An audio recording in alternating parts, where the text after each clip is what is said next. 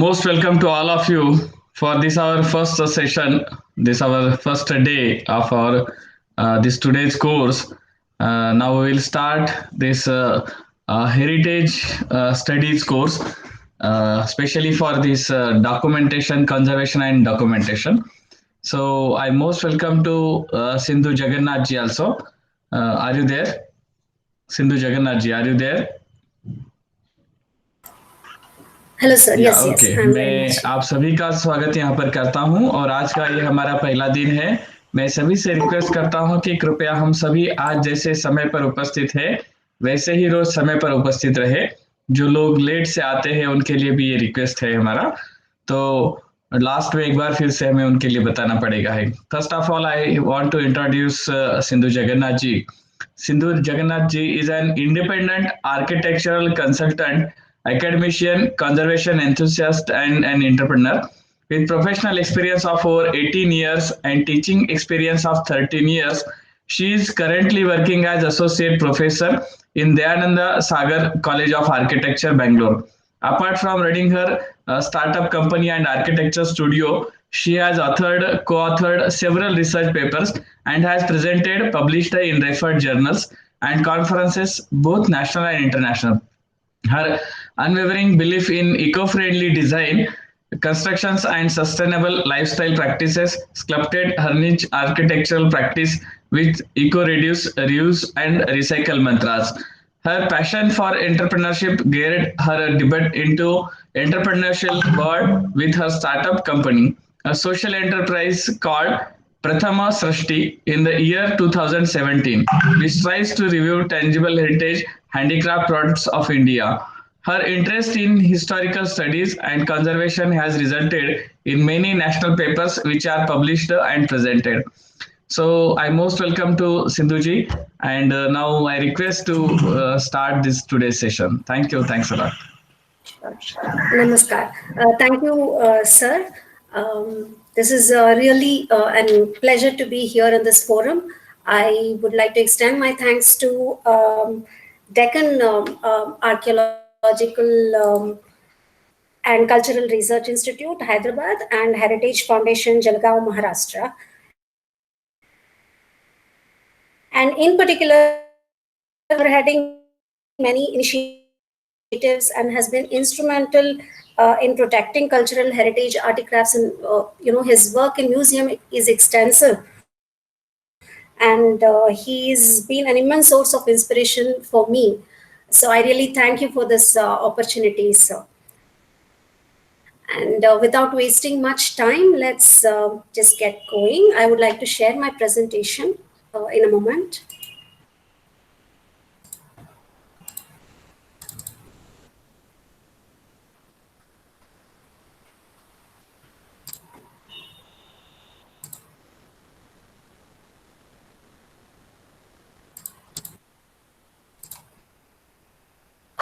I presume you all see the presentation. Not till now.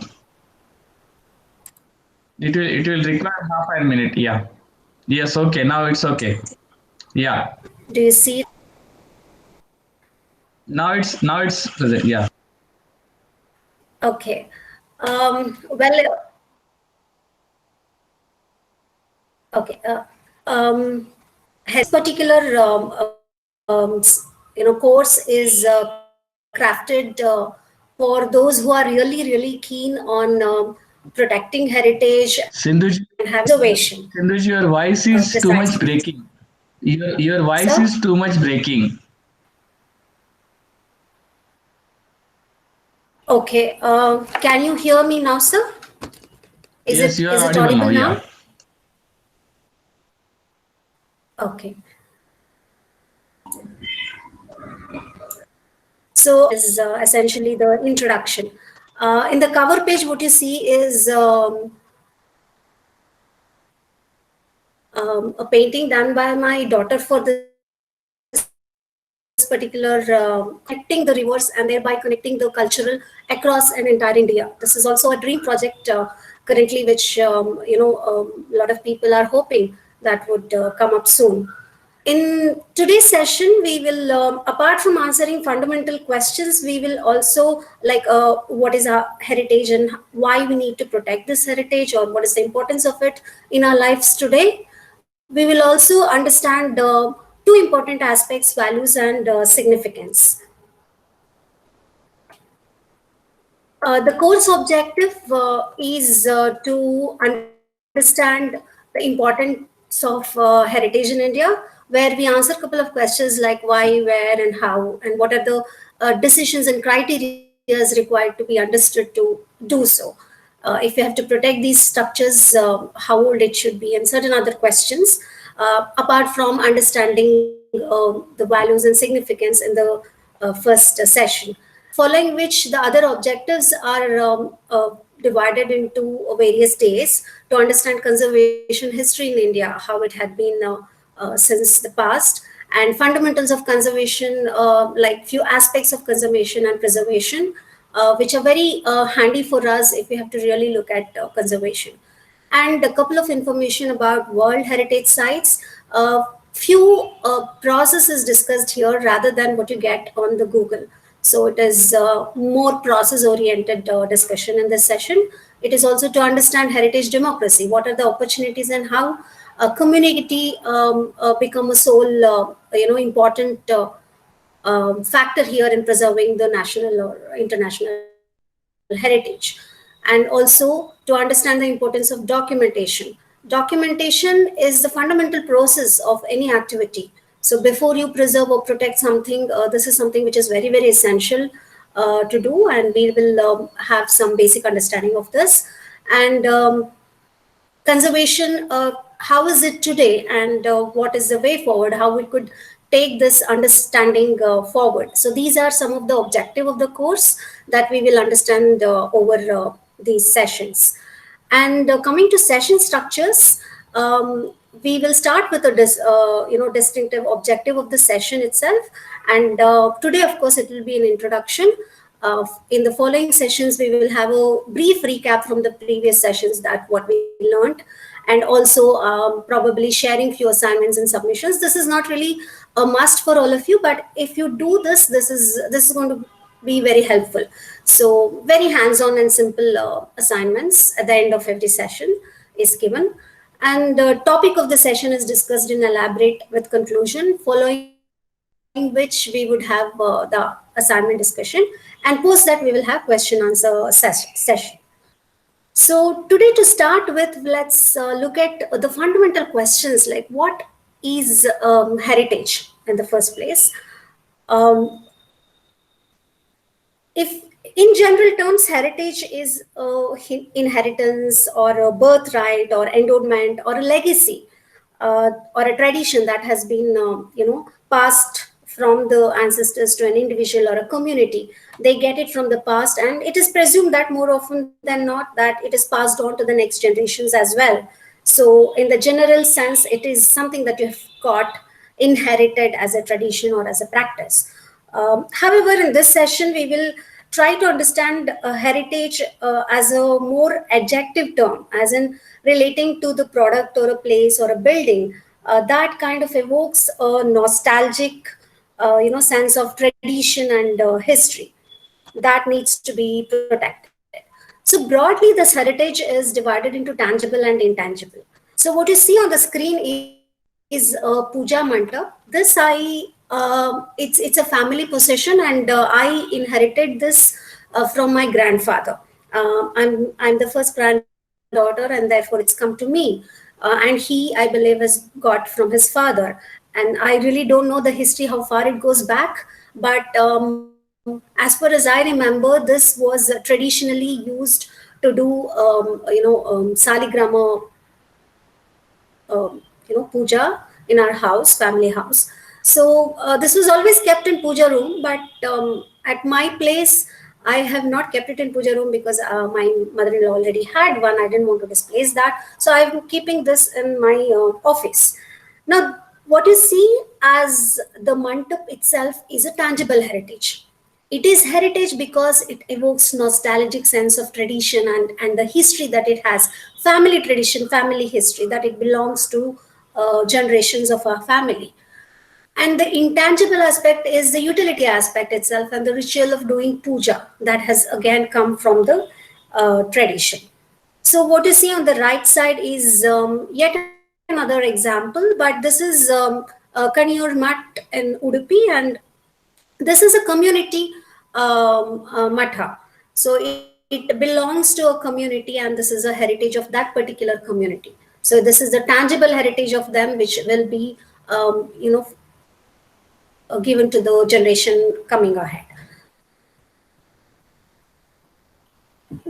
If you have to understand the intangible aspects of the cultural significance, then what you see on the right side is a very beautiful picture of Bengaluru Karga festival. So this Karga festival actually is celebrated annually during the month of March or April, as per the Hindu calendar in Karnataka, mainly by Tigala community. Actually, it is a very particular festival conducted by this community. But today, it is attended by almost everybody who lives in Bangalore. The association from the community has shifted to the entire city itself. Now, that's the beauty of intangible heritage and festival aspect of this. So this Tigala communities consider themselves as a descendant of the epic heroine Draupadi, and they are traditionally urban gardeners, horticultures, and lake settlers. So there are four important temples in the city present, and one of which is the Draupadi and Pandavas, which is dedicated. That is Dharmaraya Swami Temple. This is near Dodda Dharmaraja Devasthana or the temple. This is in Tigalarpet, where the entire procession starts, and this is the principal ritual center of this Karaga festival. Now, what used to be the community festival is now associated as Bengaluru Karga, and this becomes the primary civic ritual of the city, which happens every year. And this festival depicts the victory of good over evil, where asuras were defeated in the hands of goddesses. What is more important here is the traditional and important aspects, that is the socio-cosmic order or the commemorates of the birth of the female divinity, the Shakti Devata. So that is the significance. The word Karaga means an earthen pot made from unbaked clay. Now, the pots play a very crucial role in the festival and is sacred, as it is supposed to be embodied by the goddess's power, which is attributed to the priest when he is carrying the pot. So he carries and he goes on the procession. And this happens over 11 days, and there are particular streets around the city where this Karaga festival or the procession happens. So essentially, this is to celebrate nature and water. So what is intangible is the whole celebration for the 11 days, and what is tangible is the earthen pot and the practice and the tradition that is in the form of all the tangible things that we can associate with the festival. So similarly, there is another example that I would like to show. This is Bailhalli Lakshmi Janardana temple, which is there in closer to Hassan district, again in Karnataka. And this Utsava or Rathotsava, this happens again for 13 days. It's called Brahmotsava. So starting from Kalyan Utsava and Garud Utsava and many Utsavas, every day. This again is to celebrate the Lord Lakshmi Janardana over here. So what is intangible is again, all of these processions that is conducted over the 13 days. And what is tangible is the Ratha itself. The Ratha is well preserved and safeguarded for this annual function. This particular ceremony happens in Hassan district, a couple of villages in and around. So this is the first, Bailhalli Rathotsava is the first significant, which starts the year. The Utsava starts in this place, and then the neighboring villages have, would continue with as per the alumni they have. Belur Rathotsava is one among this, which is very, very popular and attended by many people. So I hope we're clear with what is tangible and intangible. Moving on, let's look at what is it culturally, how is it culturally significant? This cultural significance is derived from the values that has been associated with these particular aspects. So if we say historic, and although whatever the word saving are varies from beholders, but however, we can still say that historic means old, which is worth the trouble. It applies to a building that's part of community's tangible past. So when we do all of these utsavas and procession, what we are really trying to hold on to is the tangible what is left over in terms of rathas or pots or whatever it is of the community, so that we pass it on to our future generations. So culture is a distinctively human attribute. We all, unlike the other animals, we use our culture as our primary means of adapting to our environment, and therefore our adaptive system is culture itself.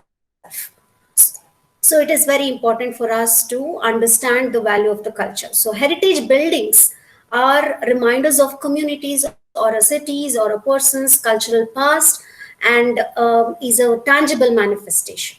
So when we say a community temple, for example, it's a tangible manifestation of all the intangible aspects that has been there over several years, and that's how we relate to our culture.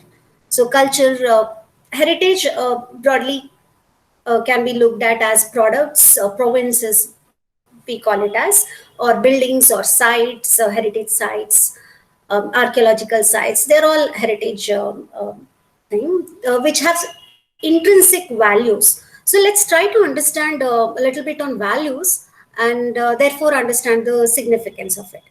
So broadly, it's just for our understanding, kind of divided into three broad categories. When we say emotional values, we wonder, it is sort of identity for us. So that mantapa, puja mantapa, was an identity for me, for my past, for my family.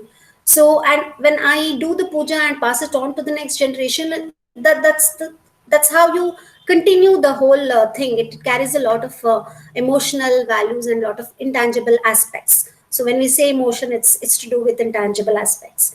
And other values are all cultural values. It could be historic value, archaeological value, or aesthetic value, architectural value, townscape, landscape, ecological, scientific. Let's understand all of this with a few examples, then there is a little more clarity. So predominantly these are tangible aspects. So there is one other thing which we call it as associational value. Now this is when something is associated with a very important person and a lot of events that has occurred in the historical sense, and therefore it becomes very important for us. So overall, we can understand, and this can be understood with both tangible and intangible aspects. So we can broadly look at all of these values in a particular building or a product or a site, and therefore we are able to discern them as heritage, or something which is of heritage value. So if a building has a historical value or a utility value or an architectural value, like that. So let's understand this with few examples. Now, what we see on the screen is archaeological site of Nalanda Mahavira, Nalanda University. So we all know that this has been the very organized knowledge system which has been transmitted uninterrupted for 800 years. So this was the institution in back those days, historical times, when people all over the world used to come here to study. So this site comprises of archaeological remains of monastic and scholastic institute, which dates back to 3rd century BC, and it spreads over 13 centuries. So that many years, 800 years of immense wealth, historical wealth, is associated here with this site. It includes stupas, shrines, viharas. All of these are residential and educational buildings. Then, the important artworks like stucco, paintings, stones, metals, all of these are evidential. They are evidential value that we have here. So Nalanda stands out as the most ancient university of Indian subcontinent. We all know that. So the historical development of the site kind of testifies the development of Buddhism into a religion. That is the association or the historical value that you can relate to this. And this flourished as a monastic and educational tradition. So if we have to highlight the value, then this particular site has archaeological value, it has evidential value, it has historical value, and educational value. So this particular site becomes very important because it has all of these values associated with this. And that's how you discern it as a heritage. Similarly, let's look at another example group of monuments of Hampi. Now, Hampi is strikingly beautiful, with its rugged landscape and has many visible evidences of life here, with the buildings that you see here from 14th to 15th and probably, first half of 16th century as well. So as part of Hampi's invisible archaeological heritage, it is still, a lot is buried beneath the ground. It is very, we can resort to speculation, but yet one of the thing which is very certain is the archaeological heritage which is already there and is preserved, and there is a sufficient work here for scholars to come for many years. There's so immense knowledge hidden in this particular site. It is nothing less than a tangible source of history, I can say. So Vijayanagara, as we know, it derives from the role as a capital city of South India's largest and wealthiest and most powerful kingdom. Hence its name, city of victory or Vijayanagara. Hampi is not only the interest for its historical prestige or magnificent ruins that you see around, but it is also remarkable for its landscape, its religious association, and ongoing archaeological investigations, which is happening even today. So this kind of makes it an outstanding, destination for or of international significance, and that's where it becomes very important. So to understand the value, of course, it has historical, architectural value, religious value. For many villages around Hampi, this is a religious destiny, and it also has structural significance, importance. Some of the pillars are musical pillars. There's a science involved in the construction of these temples. So that way, this is most valuable heritage for us. And moving forward, let's look at another example where this is a Melkote. This is a temple of Melkote. Downtown, you have a Chelvanarayana temple, and on the top of the hill, you have Yoga Narsimha. This is close to Mandya and Mysore. In Karnataka, this is also known as Tirunarayanapura, built on a rocky hill, known as Yadugiri or Yadavagiri or Yadushiladeepa. These are some of the names which has been repeatedly used in our historical records. So overlooking a Kaveri valley, you see this temple, beautiful temple. Now Melkote is the location of Chelvanarayana Swami temple and Yoga Narsimha Swami temple. And apart from temple, this is also home for Academy of Samskrita or Sanskrit research, which has collected thousands of Vedic and Sanskrit manuscripts here. So people come here to educate, especially the Sanskrit scholars. And this is also, in the historical context, if you see, early in 12th century, a famous Sri Vaishnava saint Sri Ramanujacharya, scholar and social reformer during Bhakti movement then, he comes, I will not get into the story, but he travels down south into Melkote, and he stays here for about 12 years. And he reforms every temple around here, and he builds more. So it has thus become a prominent center for Sri Vaishnava sect. So it is for a community. Though it is under the protection of government, it is largely the community trust which safeguards or protects this particular heritage. So it is a community heritage. So we can look at it in terms of value as historical value, spiritual value, religious value, and of course the architectural value. So these are some of the obvious values that you can associate with this site. We look at another interesting site here. It is Mahabodhi Temple Complex. We all know about Bodh Gaya and Buddhism and how this became the primary or principal temple complex where 4 holy sites related to life of Lord Buddha and particularly to the attainment of his enlightenment is associated here. Now, the first temple was built by Emperor Ashoka. Now, this was done somewhere in 3rd century BC, and the present temples dates from 5th or 6th century. So they are historically very very important. It is one of the earliest Buddhist temples built entirely of brick and still standing, fine from the late Gupta period. So the property encompasses the greatest remains of 5th and 6th century AD of Indian subcontinent and belonging to the period of antiquity. And therefore it becomes very, very important. And the history goes back to 3rd century. So the most important of the sacred places is the giant Bodhi tree that you see here in the visual to the west of the main temple, and it's supposed to direct descendant of the original Bodhi tree under which Buddha spent his first week, during the time of his enlightenment. So that way, this is very significant, particularly the Bodhi tree. So when we look at tree as a heritage, then you can associate certain values to it. Now, we're not looking at the complex and other buildings. Let's look at the tree itself because it is a direct descendant of that tree where Buddha got enlightenment. So it is of communal and symbolic value. Here, the value is very symbolic, and that is very important for us. So it has, apart from that, historical value, spiritual value for all those Buddhist followers, and socio-religious value. And of course, with the complex, we have the architectural value as well. So let's look at the natural heritage part of it, some of the examples. What you see here is Vembanad Lake, Kerala.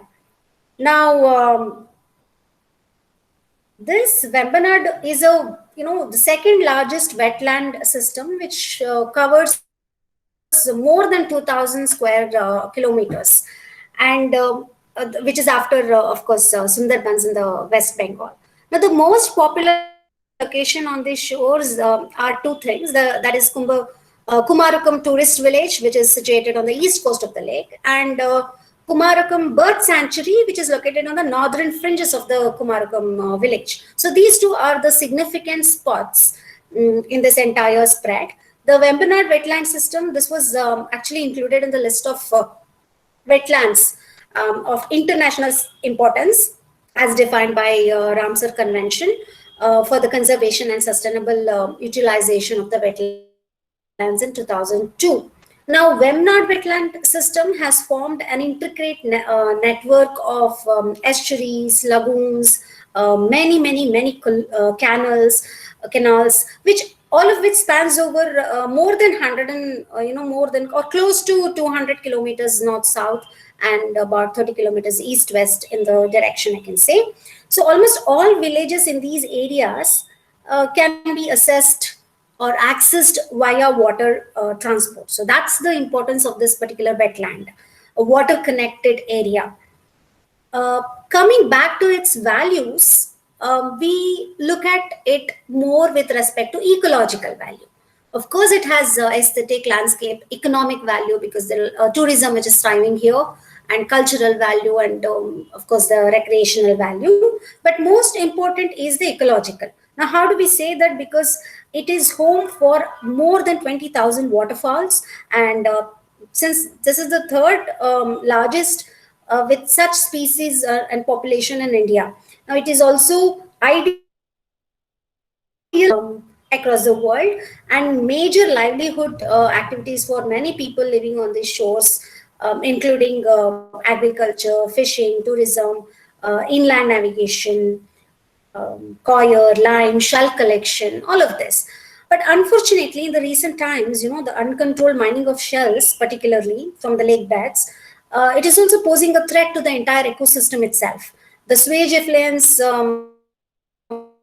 around, and heavy load of organic materials, they're all from the neighboring areas released into these water beds, including Medical College at Alapura, which is, letting out its wastewater. And they are responsible for decreasing the dissolved oxygen content in the water and water body, and therefore hurting the water ecosystem. So this is something of a huge concern. So when we understand the ecological value of this, we will be able to discern what is its significance, role, and how we can sort of control these damages in future. Another example for natural heritage is Manas Wildlife Sanctuary in Assam. So this is very interesting. The landscape has a gentle slope with foothills of Himalayas, where you find wooded hills, which gives away alluvial grasslands and tropical forests. Manas Sanctuary is home for great variety of wildlife. This includes many endangered species such as tiger, pygmy hog, Indian rhinoceros, and also Indian elephant. This covers about an area of 39 hundreds thousand hectares. So it spans from Manas River and is bounded to the north by the forests of Bhutan. So you see a very rich natural heritage here.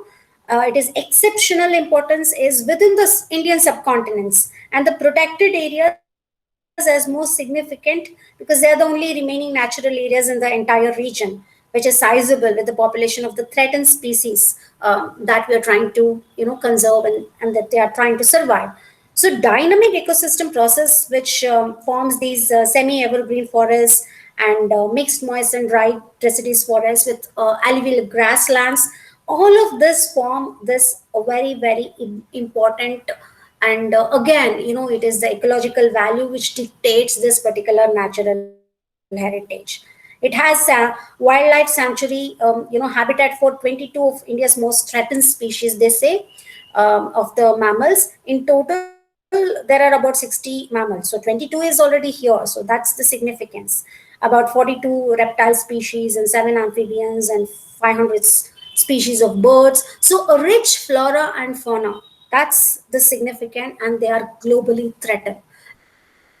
And that is why we need to conserve this heritage. So distinctive value, if you have to say, then it is ecological value and of course the landscape value. So let's look at another interesting example. This is Jantar Mantar, Jaipur. And here, what we see is astronomical observation site. This was built in 18th century. And it includes a set of 20 main fixed instruments. All the observatories are made up of monumental examples. They're all built in masonry. And they're all known instruments, but which is in many cases have specific characteristics of their own. Now, this is designed in a very specific and important way. An observation, which is astronomical position, which can be viewed in naked eyes. They embodied several architectural and instrumental innovations. So there is a significant science and innovations involved in this particular construction. So it's not just historical buildings, but they are of scientific importance. This is most significant, most comprehensive, and also best preserved Indian historical observatories, and until date. So it is an expression of astronomical skills and cosmological concepts that our scholarly people in the past used, particularly the prince during the Mughal period. He through his impetus creator, Prince Jai Singh II, I think, he conceives this observatory, and this was the meeting point for different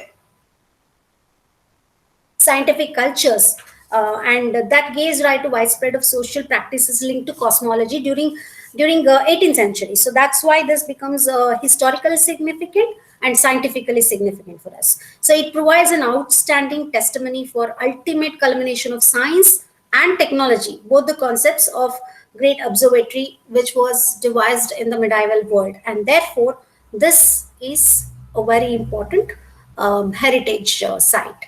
Now, again, when we come back to discern the value, it is the scientific value and historical significance or historic value which is important. Now, what you see here is a walnut wooden study table.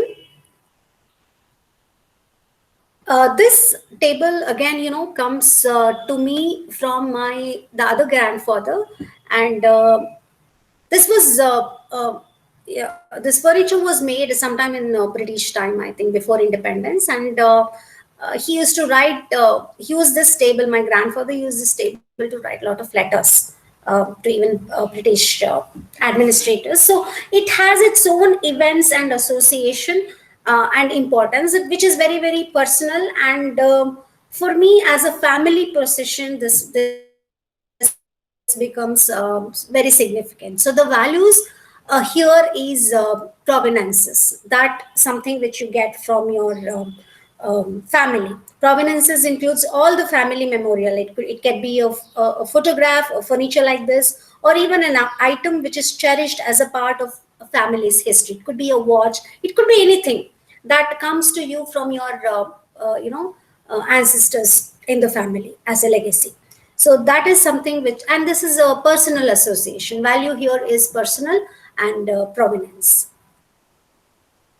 So next we look at another example, Sabarmati Ashram, Ahmedabad. Now this is also called as Harijan Ashram, by the way. This was home for Mohandas Karamchand Gandhi from 1970 until 1930. This served as a main center for him as he was fighting for India's freedom. So a main center for India freedom struggle. The association is with the independence struggle and all that movements. So ashram becomes home for ideology, to set the Indians free from the British Raj. So here actually the story goes like this. Actually to practice or to experiments, his lifestyle or living with farming, animal husbandry. He wanted to breed cows, he wanted to be khadi, and all related, constructive activities. So banks of river Sabarmati also goes back or has a mythological references. It was the ashram site of Dadichi Rishi back in the mythological times, who had donated his bones for the righteous war. So it is between a jail and a crematorium, as he believed that any satyagrahi at that time when we were fighting for independence must invariably go either of the place. So he felt this particular banks of river Sabarmati would be the ideal place to construct his ashram. So the value associated here is not just with the person, Mahatma Gandhi as a legend, but also a lot of activities or movements or struggles or important decisions that freedom fighting decisions that were taken place here. So events and the person together makes this place or a very, very important. So it is the narrative associative value. So you have a narration, you have an association in terms of a person and also the events. So these are the values. I'll give another example for person and values here. What you see here is Shivram Karant theme park. Now Shivram Karant is Karnataka's most legendary literary person. He got I think second Gnanapita Prashasti for his Mukkajiya Kanasugalu. And he wrote that Mukkajiya Kanasugulu and many other things here in this house. It is his house, and which is now converted into a museum, a theme park, essentially. So this has a lot of, here he wrote many books, including Mukkajiya Kanasugalu. He wrote science encyclopedia for children and created classical theatre form for vibrant folklore and performing art like Yakshagana at Kota. So that's the cultural significance. And on the left, what you see is the bull, a farmer riding the bull. This again, implies or simply symbolizes Mahatma Gandhiji's Grama Swaraj, Swarajya. So village should be the way to go forward or build the nation. That was the dream of Gandhi, which also Karanth promoted. Karanth actually is a multifaceted genius. There was no field that Karanth did not touch, actually. He even entered into politics in his heydays. His literature was known as the deepest insights. His contribution towards the field of Yakshagana was very, very impressive. Karan's interests were also wide ranging, from deep concerns for environment. He's written several books, several kadambaris portraying the environment and the need of conservation. So a lot of conservational attitude comes to him through his works, and here is the tangible conservation we are trying to make for his home or house. So inside is the library where most of his works and other works are also kept, which is allowed for references. There is a small theater inside this, very interesting for you Yakshagana to happen. So that, of course, the value is again associative with respect to the person and lot of events that has happened here. So, all right, we understood the values and significance, assessing how the heritage is significant for us. So, what? So, why is this value and significance of heritage building or site is so important to us? What do we do with this? Now, this is where it becomes very important. Significance of a place that should influence the decision about how it's going to be conserved or preserved for the future. So I will discuss this elaborately with examples. So what I mean is values and significance of any heritage or property or a product or a building or a space, a site, whatever it is, to decide whether to reconstruct as a conserving step or restore it as a conserving technique or a rehabilitation. What is it that we need to do is something that we can understand only by understanding values and significance. So let's discuss this with two examples, or rather two case studies. So the first case study would be Historic Center of Warsaw. I have taken European examples for the simple reason that it is very easy to understand the concepts that I am trying to communicate to all of you, the value and the significance. How the value and significance reflect their decision for what they did to conserve these two examples that we're going to discuss. So during the world wars, during I think 1944, this particular center of Warsaw was totally destructed. Actually, about 85% of the predominant residential area, the Portugal residential area, was totally destroyed. And Warsaw Historic Center was destroyed by Nazi troops. So after the war, a 5-year reconstruction campaign by the citizens resulted in what we see today as a very meticulous, restored old town with its churches, palaces, and marketplace. These were the three important centers which were, destroyed and affected in the bombing. So it is an outstanding example of what we can say near total reconstruction, meaning the entire span of the history in terms of tangible heritage, what they had was destroyed. 85% was destroyed. So they totally reconstructed it as it was in the historical times. That's what they did here. So the history actually covers from 13th century to 20th century. So these are the two photos. What you see here is what they have done today after the destruction. So intense reconstruction activity. Let's understand it with a little more detail. Before war, it was predominantly residential area, and 85% was destroyed, including the churches, palaces, and the marketplace. So what they discerned as value is historical, that it had history from 13th to 20th century, about 7 years history, which they take 100 years history, 700 years history, which they wanted to protect and preserve. Um, but what was the associative factor, or the significance? It was the symbolic value and associative value that they wanted to preserve. So what they did was they identified the significance as by the citizens. This is by the citizens who did this. So they expressed their inner strength and determination of the nation to get exactly what was lost back.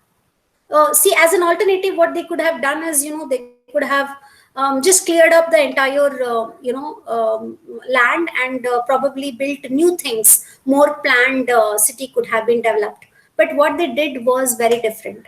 They held on to the symbolic value, and the main significance here is the strength and determination to bring back and see the nation. That led to near total reconstruction. So they reconstructed everything. When we say reconstruction, you are going to reconstruct it as it was before. So everything, every building was marked, was documented, and referred to the whatever history that they could hold on to, and then it was totally reconstructed as it was before. And some of the buildings which were seemingly decent, the remaining 15%, they went for restoration and rehabilitation. So this was the approach of conservation that they took. So what was residential area now became a museum which showcases history before and afterwards. So it became a major tourist center. Now what they really wanted to hold on to it is something similar to the next example that we're going to see. This is another example, Coventry Cathedral. This is very close to in London. What you see on the right side is an old cathedral. This is a painting from 18th century by William Crouch. There are three important buildings in this precinct. But the St. Michael's Cathedral, this was bombed in 1940, and it was almost destroyed, by the Germans again. So the Cathedral Church of St. Michael, also known as Coventry Cathedral. Hello. And this is the seat of Bishop of Coventry. So this is what it is now. What did they do? Whatever the remainings or ruins were left, they saw it very differently. After the second war in 14th century, this Gothic church that was designated as a cathedral. So there was a historical importance associated with this. So the third or the new Saint Michael Cathedral this was built immediately after the destruction of the former, very close to it, as an adjacent. So let's see what they understood in terms of values and how the significance changed their decision. This was again very similarly destroyed, as was the Warsaw Historic Center. Now, here King George, he visits after the destruction, after the bomb, to the ruins of the cathedral, and he makes this statement: the cathedral will rise again, and it will be as great a pride to future generation as it has been to generations of the past. Now, this was interpreted by people in a very different way, because the values and the significance that they derived out of this heritage site was very different from what the historic center of Warsaw people did. They interpreted this statement very differently. So what they did, they actually took two wooden beams from the ruins and made a cross, And this cross was made for a new cathedral that was going to come up right next to the site. So what happens to this site? The value that they associate is, it is seen as a commemorative and historical value.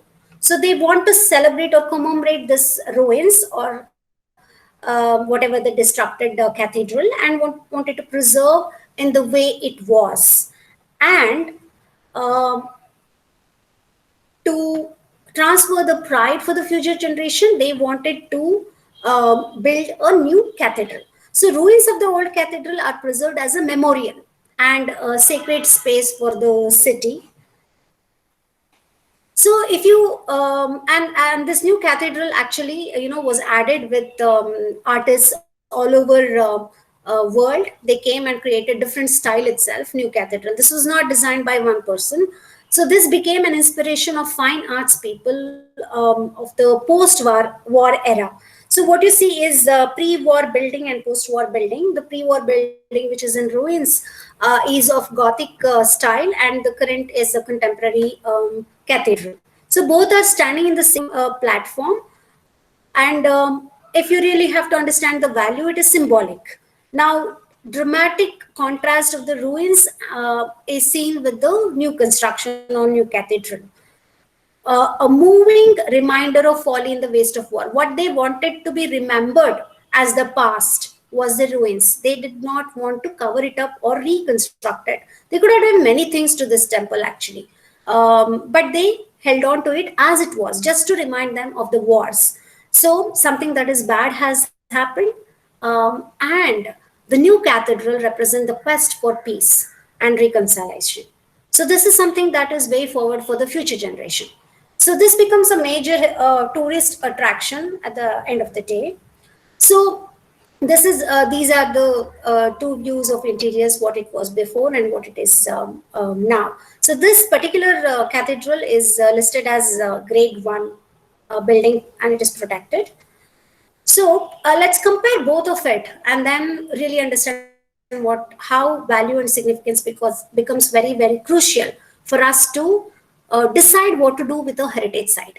First of all, to discern any building or any site as heritage, we must understand the value of it and the significance of it. So once we do that, once there is a clarity of value and significance, then there is a way forward. So what to do with that is understood.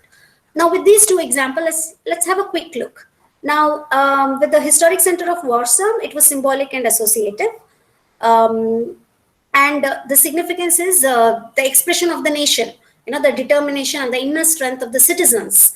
That kind of led the conservation approach. Whereas in Coventry Cathedral, it was commemorative and historical value, and significance was a moving a reminder of the folly in the waste of war to one side, and the quest for peace and reconciliation on the other side. So they wanted a commemorative structure, a reminder, and a way forward. Whereas here they wanted to reconstruct the whole thing as a thing. So both these values and significance kind of led their conservation approach very different.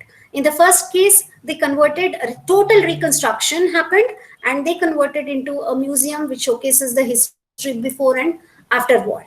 Whereas in this case, the ruins of the old cathedral are preserved as a memorial, as a sacred space for the city, and new cathedral was added as a way forward. So what we understand from these two examples and from the entire session is that conservation is a process, and continuity of useful living in a durable fabric is very, very important. So it should take account of all the values, contribute to its significance. So as a summary of session, this heritage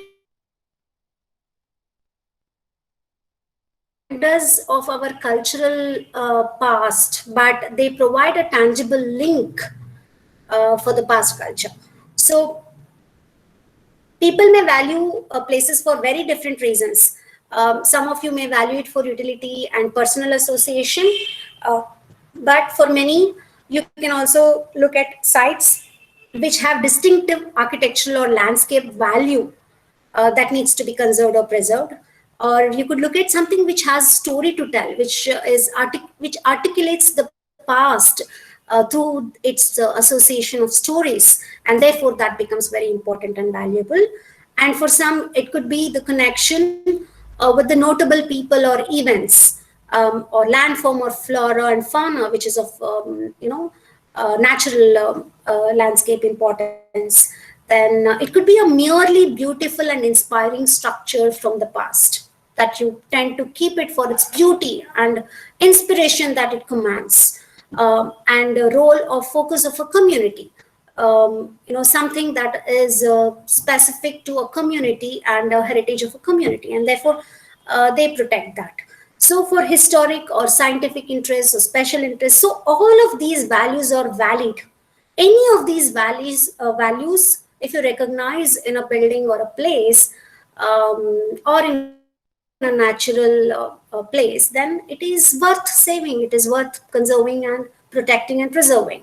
So let's quickly move on to a small assignment. Like I said, assignment is not compulsory for certification, but if you try and do this, two things. One is whatever we have learned in this session is going to stick to your head and forced into you. And by doing this assignment, you would also concur the action or instigate the action of doing something. So you're already thinking conservation, you're already thinking the process of heritage conservation has started.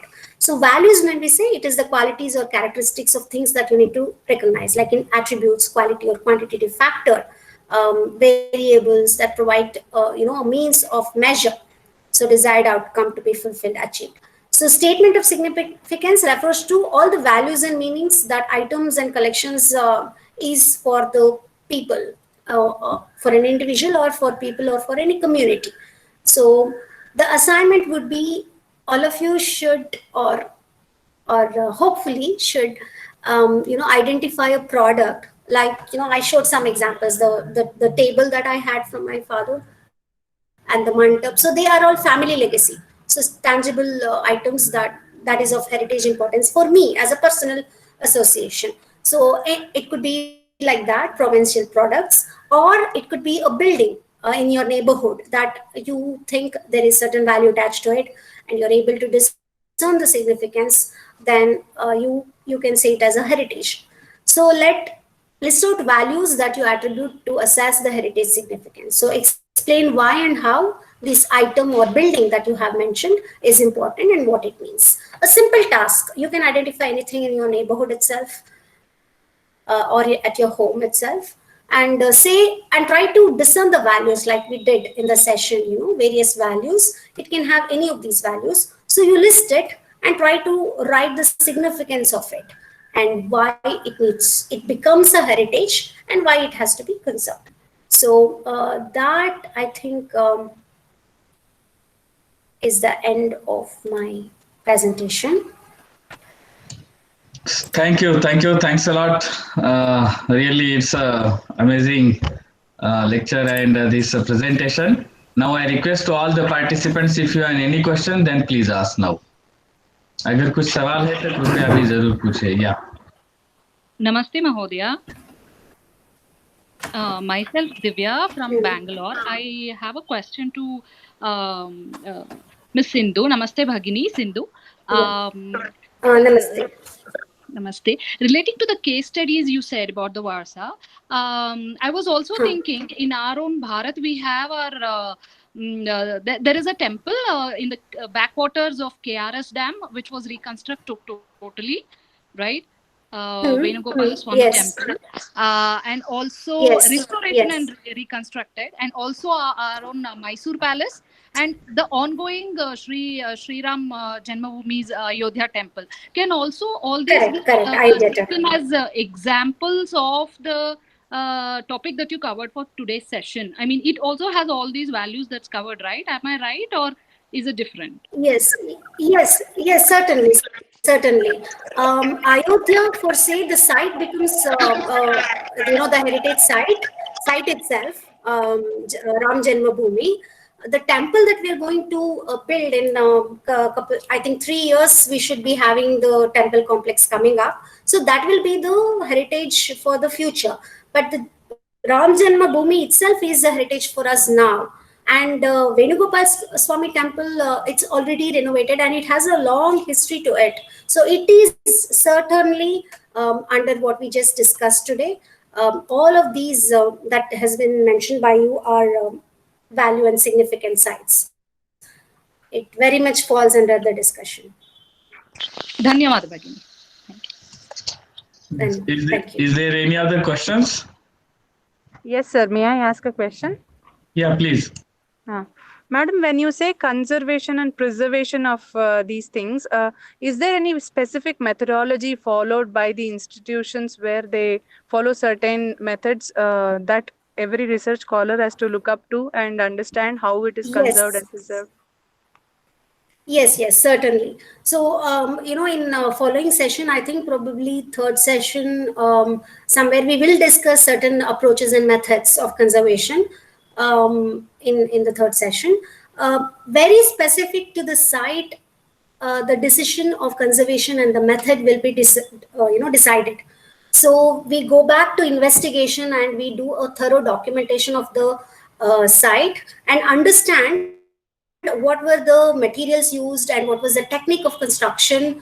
And we tried to, as much as possible, maintain the similar, or see, we cannot get the exact material at times. Then there are alternative methods that we use, but we bring in close as much as possible to demonstrate or to complete the construction or restoration or preservation process.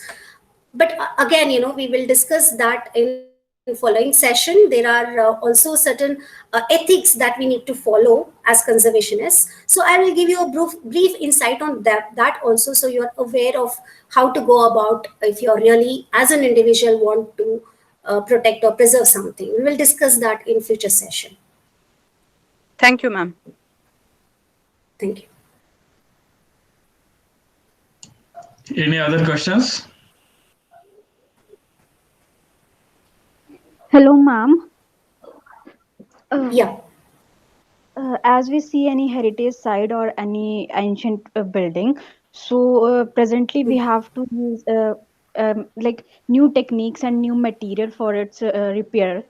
So it's losing its natural structure and the building material it was used there. So how we take it as a positive point or a negative point? Okay. See, when we do, if there is anything which is constant, that is the change. So like I said, we are all cultural, instigated people. The culture keeps evolving. When we say evolving, it undergoes a gradual process of changes. So for example, the mandap that has been passed on to me, I'm doing puja, of course, but not in the same way that my grandfather did, and not in the same place or the same, nothing is really same except for the puja and the deities probably I keep in. So there is a change, but the heritage is still protected, be it tangible or non-tangible. Now, when we come to your question, of course, we may not have, the old techniques might not have been documented if we have to go to preserve certain temple, let's say example, in a rural scenario. So what do we do then? We try to bring in as much as possible the close context. The lime mortar may be same, but the composition of the lime mortar may vary, or the ratio may vary, and that will stay a little different from the old.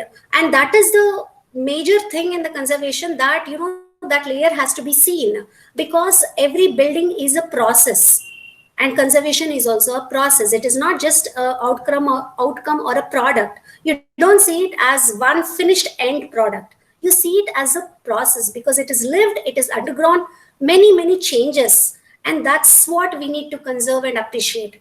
So if there is a difference in the lime mortaring, let's say in the same wall, then you will say that this part of the wall was constructed and finished in the 13th century, and this is something that is done in 2021. So there is a layer difference that has to be evident, that should be evident, and that is valid in conservation. We will discuss that as we go in forward sessions, but yes, here what is conservation, close to conservation, is the lime mortar perhaps. So we have not used cement mortar. Do you get that? There is a construction technique different, but we are trying to follow as much as possible what was there, what was it made of, in its core concept that is retained. I hope I answered your question. Yes, ma'am. Thank you, ma'am. I got understand. Yeah, thank you. So thanks a lot. If there are any more questions, then you will please ask in our chat box, or you can send it on WhatsApp also. So thank you.